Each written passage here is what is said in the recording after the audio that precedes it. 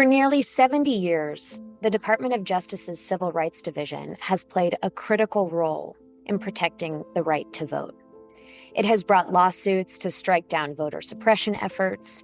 It helped stop North Carolina from implementing restrictions that a court said targeted Black voters with, quote, almost surgical precision.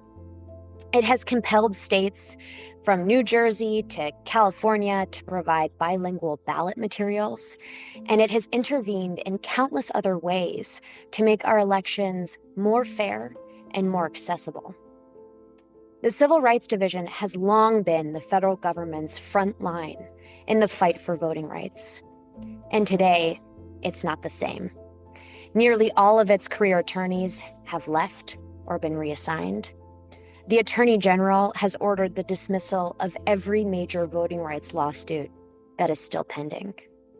As a result, the federal government has withdrawn from legal battles in states like Arizona, Georgia, Virginia, Alabama, Texas, and Louisiana. So what does this all mean? What does the historic retreat mean for the future of voting rights enforcement in the United States? What happens when federal leadership disappears? And who, if anyone, is still left to protect the right to vote? This is the Just Security Podcast. I'm your host, Dani Schulkin, Director of Democracy Initiatives at Just Security. And today I'm joined by Chiraag Bains. Chiraag is a senior fellow at the Democracy Fund and a non-resident senior fellow at the Brookings Institution. I previously had the honor of working with him at the White House, where he served as Deputy Director of the White House Domestic Policy Council. And he's the author of a recent Just Security article explaining what just happened, the Trump administration's dismissal of voting rights lawsuits. Chiraag, I want to thank you for joining us today. You've worked both inside and outside of government in so many different capacities, pushing for civil rights and democratic reform. Can you walk us through your path for a moment? How did you get into this work, and what's shaped your perspective over the years? Yeah, thanks, Dani. It's great to be here with you. I am a lifelong civil rights lawyer. I have spent my time mostly in government and also in the nonprofit sector, essentially trying to make sure that the lived reality for people in this country matches the constitutional principles enshrined in that great document: equal protection, due process, enforcing the guarantees of equal citizenship that we find in the Constitution.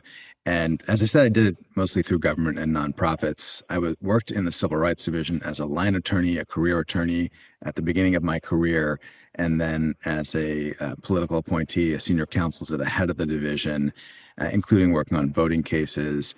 I then worked at a nonprofit organization called Demos, where I led voting rights litigation around the country. And most recently, I was in the Biden White House, as you said, leading the racial justice and equity portfolio, which included supporting civil rights work across the administration. So I want to step back for just a moment, and I want to better understand what the Civil Rights Division is at the Department of Justice. What does it do for folks who want to vote, and how does it protect our rights? Yeah, to understand the Civil Rights Division, it's important to actually start earlier during the Reconstruction period after the Civil War. Of course, we fought a civil war over slavery, and when that war was over, during the war and then after, Congress enacted the 13th, 14th, and 15th Amendments. The 14th Amendment guaranteed equal citizenship for Black people and all people born in the United States.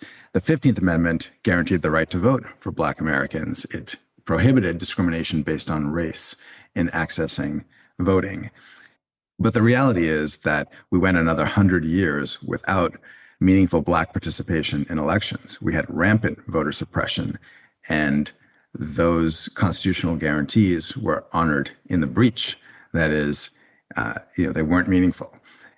It took the civil rights movement during the 1950s and 1960s and the legislation that they produced to finally guarantee the right to vote, regardless of race. And During that period, the Civil Rights Division was established. Congress passed the Civil Rights Act of 1957 and established an assistant attorney general for civil rights at the Justice Department, also gave the Justice Department new authority to enforce voting rights. The Justice Department got the authority to sue in court to obtain injunctions to stop interference with the right to vote, which again was rampant across the United States, particularly in the South. Over time, the Justice Department got new authorities. The Civil Rights Division got the power to enforce the Voting Rights Act of 1965.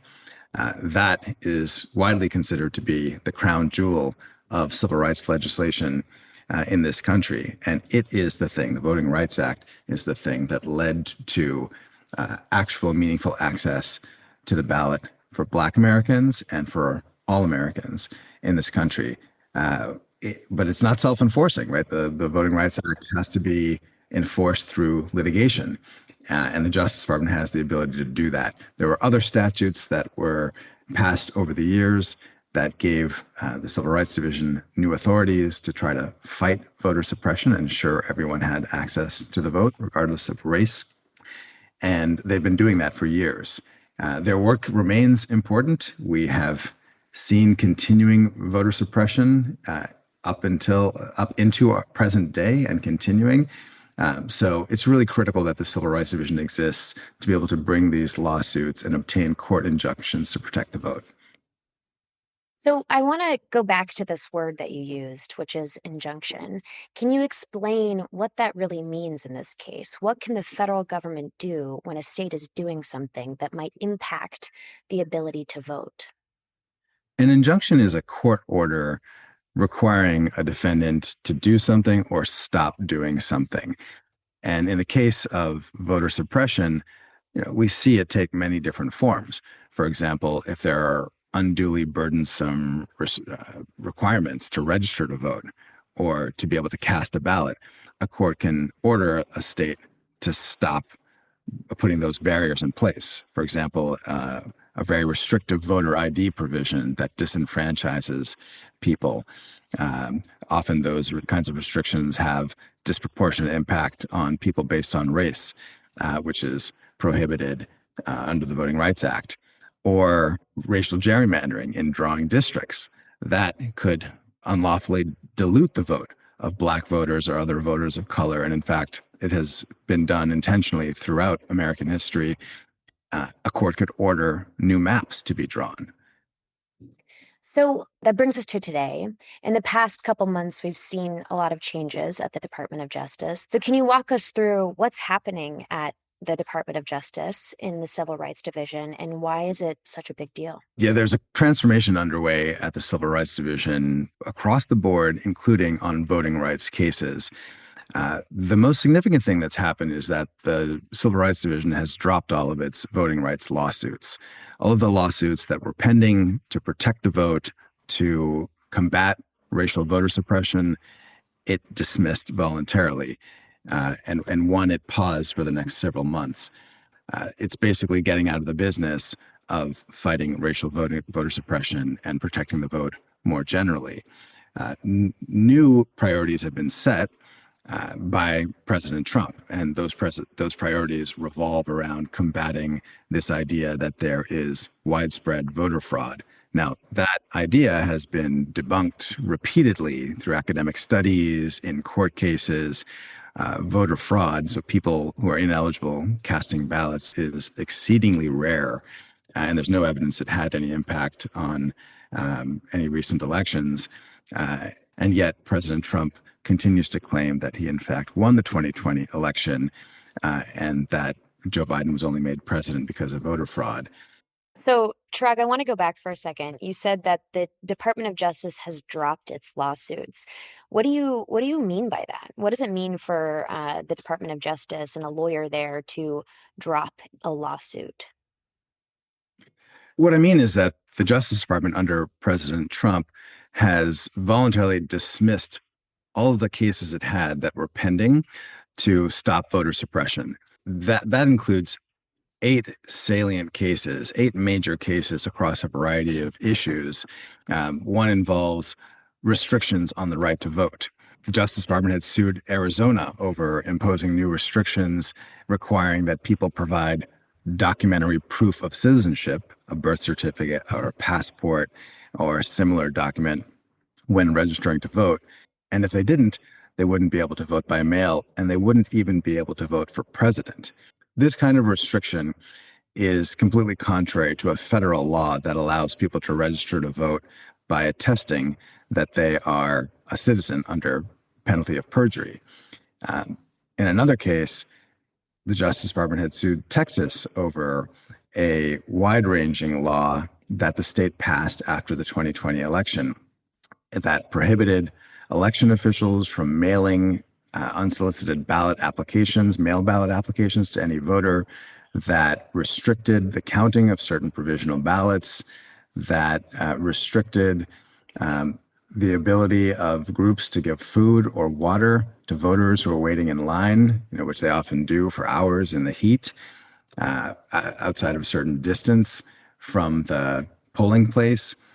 And these were mechanisms that Black voters had specifically relied on, in disproportionate numbers during the 2020 election. And so the Justice Department challenged these restrictions. DOJ also had several cases on voter purges. Voter purges, that is the process of removing people from the rolls. Now, you have to keep the voting rolls clean. There's routine, what we call list maintenance that occurs, but there are rules around how that can happen. And one of the rules is that there is a so-called quiet period or a 90-day period before any election where you can't systematically remove people from the rolls. The idea being that if you make a mistake, there may not be enough time for someone to get re-registered and be able to vote. That doesn't prevent states from removing people who have had criminal convictions or who have died, who are in fact ineligible in individual circumstances, but it prevents wide-scale purges. And yet in Virginia, the state announced a new purge program 90 days before an election, and then proceeded to remove voters. 1,600 voters were removed. In litigation, it was revealed that many U.S. citizens, including naturalized citizens who had voter registrations that were actually stamped new citizen, as well as lifelong Virginians who had voted in several elections, were erroneously removed. Alabama had a similar purge program that they started less than 90 days before an election. 3,200 voters were removed and actually referred to the state attorney general for criminal prosecution. And the state later admitted in litigation that 2,000 of those people, maybe more, were actually U.S. citizens. And so the Justice Department had sued in both of those cases. And then there's a class of cases that I'll call vote dilution cases. They're basically around how states draw district lines or how they conduct elections, and the way in which that election process can make it hard for voters of color to have any influence in the election. Texas gained 4 million people from 2010 to 2020. That meant that they got 2 more congressional seats, and yet the state deliberately drew lines to weaken Black and Hispanic voting power. The 2 new seats were majority white districts. They packed Black voters into certain districts, or overrepresented them, and then diluted their numbers, so essentially grouped them with faraway white counties in other districts to prevent them from being able to form a majority or enough of a population to elect candidates of their choice. So these are a series of different classes of voter suppression: restrictions on the right to vote or register to vote, voter purges, redistricting or other election mechanisms that dilute the influence of voters of color. And the Justice Department was suing over all of this, and they dropped each and every one of these cases over the first 4 months of the administration. That's really remarkable. Why is the Department of Justice dropping these cases in this moment? We have seen a deprioritization of voting rights litigation in other Republican administrations. I mean, this happened during the Bush administration. It happened during the first Trump administration. But we've never seen it at quite this level, dropping every single pending case. And it's responsive to direction coming from the president himself. And President Trump is pushing a narrative that there's voter fraud that's happening around the country, that ineligible voters are casting ballots. And in fact, that's why he lost the 2020 election. Now, there is no evidence of widespread voter fraud. It has widely been debunked that ineligible voters are diluting the votes of eligible voters, and in a way that is actually having impact on elections. Often when ineligible people vote, it's due to mistakes. People don't realize that they're not eligible, and the numbers are very, very small. And yet, President Trump has said that voter fraud is why he, was not made president again after the 2020 election. Lots of studies, dozens of cases have all debunked this idea, and yet he continues to push it. And the president issued an executive order this year directing the Justice Department to focus its efforts on so-called election integrity. And what he means by that is focusing on voter fraud and making it harder to register to vote and to vote. So that is what we are seeing now with this Justice Department. They're dismissing righteous cases that are about racial voter suppression and voter suppression more broadly, and they're pivoting their resources in order to support efforts that make it harder to vote, to support voter purges, for example. There's also, I think, a broader thing happening here where the administration is moving away from any effort to try to realize the notions of equal protection and equal citizenship, regardless of race, that are enshrined in our Constitution and in the legislation from the Civil Rights Movement. They are attacking all of this as so-called DEI. And it's clear by now that what they mean by DEI includes basic civil rights enforcement, that is basic litigation to ensure that there is not discrimination in throughout society, in voting, in employment, in policing, in consumer protection. They're actually dropping cases across the enforcement apparatus, across many different agencies. I think in voting, there's specific resonance for the president because of his continued false claims about voter fraud. We've seen the Department of Justice actually do something in this space. And I'd love to better understand the new case that they're bringing that looks like it's kind of along these lines. Can you walk us through what this case means? Yes. Hours after I published the analysis of DOJ dismissing its cases on just security, the Civil Rights Division filed a new case that was more in the mold of the president's priorities. This case was against North Carolina for missing information in some voters' voter registrations. And to understand this, it's important to just back up a little. This case comes out of a dispute in a recent election for North Carolina's state Supreme Court. There was a very close case between Justice Allison Riggs and Judge Jefferson Griffin. And Justice Riggs won the seat by 734 votes.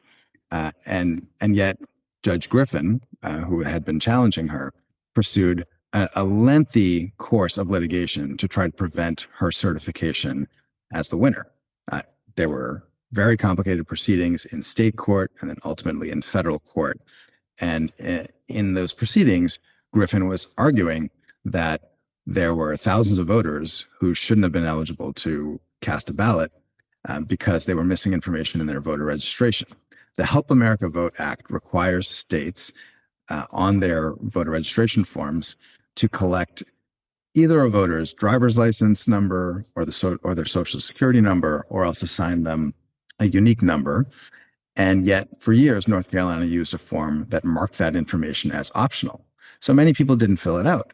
And Judge Griffin challenged and tried to disqualify around 60,000 people who fell into that category. Ultimately, a federal court, in fact, a district court judge who had been appointed by Trump in his first term, threw the lawsuit out and required the state to certify the victory for Justice Riggs. Now DOJ, under the Trump administration's leadership, is bringing this lawsuit on the same legal theory, arguing that all of these voters who did not provide the information that was marked optional are illegally registered. And so it is clearly connected to the case in which a conservative candidate ran and was not, lost and ultimately lost his legal battles as well. It's also very much in the mode of ensuring that all restrictions to register to vote are in place, and advancing the narrative that non-citizens and other ineligible voters are registered, again, despite there not being any evidence to that effect. Now, in this case, if they actually try to get these voters thrown off the rolls, they'll disenfranchise Democrats, Republicans, independents, many people. Thousands and thousands of people who are eligible to vote will be disenfranchised. And so hopefully that won't happen as a result of this case. In fact, the state is working on fixing the form. And here, the State Board of Elections, the defendant in the case, is now controlled by Republicans. I expect there will be a settlement in this case. And it'll be important to be vigilant that they not impose any new restrictions that aren't required by federal law that would make it harder for eligible people to get registered and be able to vote in future elections. So in your piece, you talk about the brain drain that's happening at the Department of Justice. Who's going to litigate this case as it's going through the courts? What's going to happen now that the voting rights section has lost almost all of its staff?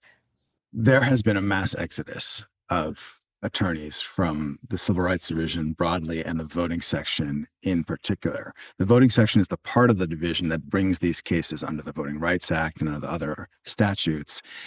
And they have shrunk from around 30 career attorneys to 3.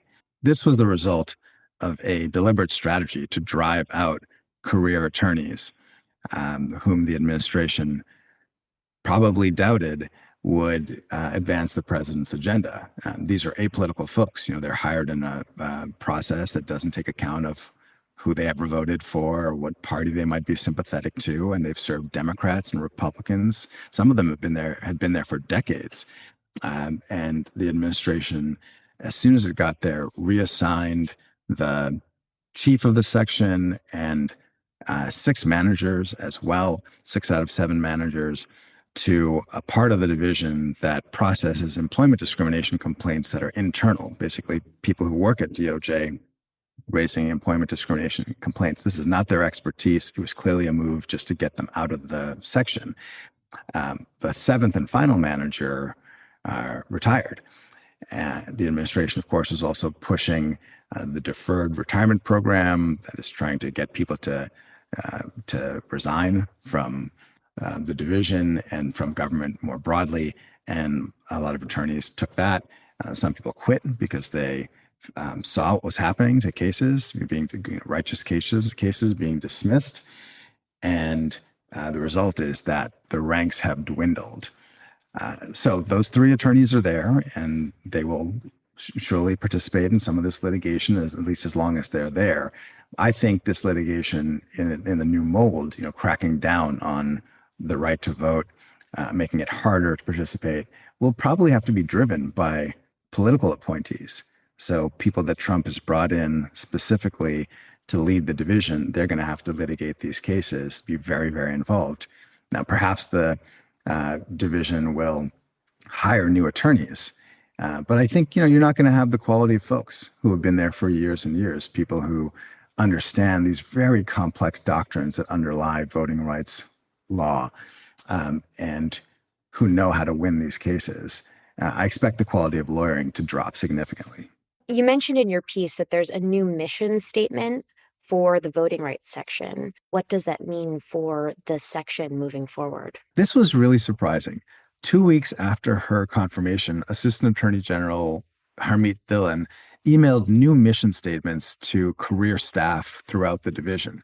I'm not aware of anything like that ever happening before. It looks like she just drafted them herself or with her political staff and then sent them as the new direction and the new marching orders to staff in different parts of the division. The new mission statement for the voting section states that it has to focus its efforts on implementing President Trump's executive order on election integrity. It repeatedly refers to fighting alleged voter fraud as well as removing voters from the rolls. And while it does cite the Voting Rights Act as one among several statutes that the section enforces, the mission statement contains no reference at all to combating racial discrimination. That is the founding mission of the division, and it's also a continuing need across the country. So it's really shocking that it's no longer part of their direction.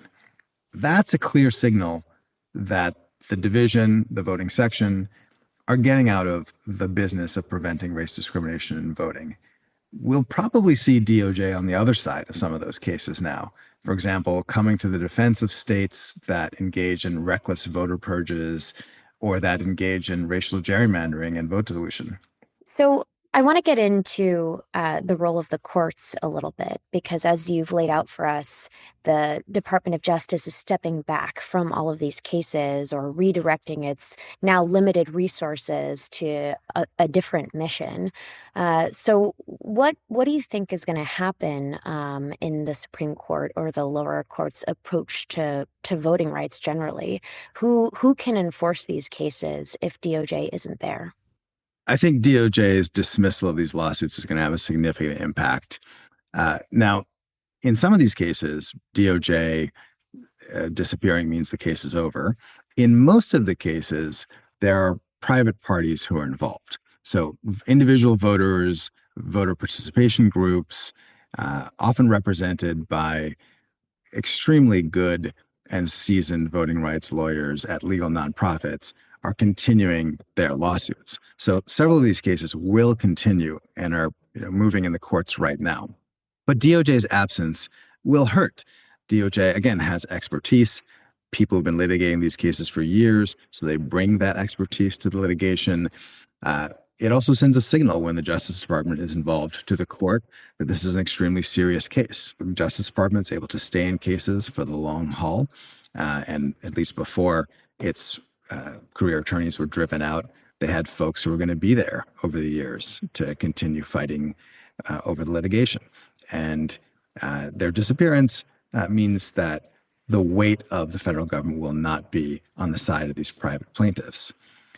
There's a bigger problem, though, and that is that there is a once fringe legal theory that is catching on that could result in private parties, individual voters, voting rights groups, not being able to sue under a key part of the Voting Rights Act anymore. For years, private parties have brought lawsuits under the Voting Rights Act's prohibition on racial vote suppression. In 2022, the Supreme Court decided a case involving a key part of the Voting Rights Act that is used to sue over racial vote suppression. And in a short concurring opinion, Justice Gorsuch expressed the view that the Supreme Court had never actually held that private parties could sue at all under this key part of the Voting Rights Act. And in fact, that maybe only the Justice Department could bring these suits. Justice Gorsuch was joined by Justice Thomas. That was quickly picked up by the Eighth Circuit Court of Appeals. The Eighth Circuit ruled in 2023 that, in fact, there was no what we call private right of action under Section 2 of the Voting Rights Act, that important part of the act, meaning that private plaintiffs couldn't sue. This came as a shock to the voting rights world because private plaintiffs have brought more than 400 lawsuits under this part of the Voting Rights Act over the past 40 plus years. And Congress knew this when Congress reauthorized the Voting Rights Act repeatedly. It's a really extreme view. And so far, no other court has held that. Recently, the Eighth Circuit doubled down on that ruling just this month. But defendants are pushing this theory, and they're raising it in other parts of the country. And this case might reach the Supreme Court. And if the Supreme Court agrees and overrules decades of precedent and practice and says that only DOJ can bring these cases, then that will really sideline the Voting Rights Act. If private plaintiffs can't bring suit under the Voting Rights Act and DOJ is not willing to, then there will be no enforcement of the Voting Rights Act to stop voter suppression. That is an extreme result. Now, I hope the Supreme Court doesn't rule that way and that no other court joins the Eighth Circuit in the interim.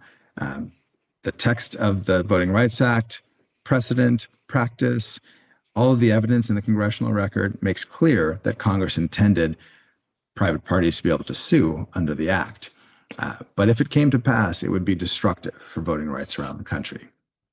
That's a really remarkable change of play that you're describing and potential impact. You get to this a little bit at the end of your piece, but I'd love to talk a little bit more about what happens in that case. Who's left to protect the right to vote if you don't have DOJ and if you don't have individual plaintiffs? Yeah, I think there's a lot that others besides the Justice Department can do. And in fact, this is a moment for everyone else to step up. Nonprofits need more support. They are in the fight. They will continue to bring these cases. We need them to do even more. This fringe legal theory out of the Eighth Circuit could be challenged. The plaintiffs who brought that challenge that gave rise to the Eighth Circuit decision will have to decide whether to seek further review of the decision, that is from the full Eighth Circuit or even from the Supreme Court. And it is not the law of the land. Their ruling is an extreme outlier. And so nonprofits can and will continue to sue, and they need our support. There is a significant role for states here. States can pass their own voting rights acts. In fact, 8 states have state versions of the Federal Voting Rights Act. More states should pass such legislation and empower their state attorney generals to enforce it. State AGs can bring lawsuits to combat the voter suppression we may see coming from the Justice Department, as the Justice Department under Trump tries to force states to purge voters or weighs in on legal disputes about how robust federal voting rights laws should be. State AGs should get into those cases as well. And then for individuals, I think we all need to be vigilant about our right to vote. Understand your rights, report violations to the authorities. Again, at the state level, talk to nonprofits, get representation if you need it. People need to stand up for themselves because the Justice Department is not going to be there to stand up for them. Thank you so much, Chiraag, for explaining the stakes of this moment. Thanks for having me, Dani. I enjoyed the conversation. This episode was hosted by me, Dani Schulkin, and produced by Maya Neer. I want to give a special thanks to Chiraag Bains. You can read his article, What Just Happened? The Trump Administration's Dismissal of Voting Rights Lawsuits, as well as additional coverage on voting rights, democracy, and the Trump administration's executive actions on our website at Just Security, and linked in this episode's show notes. If you enjoyed this episode, please give us a 5-star rating on Apple Podcasts or wherever you listen. Thanks again.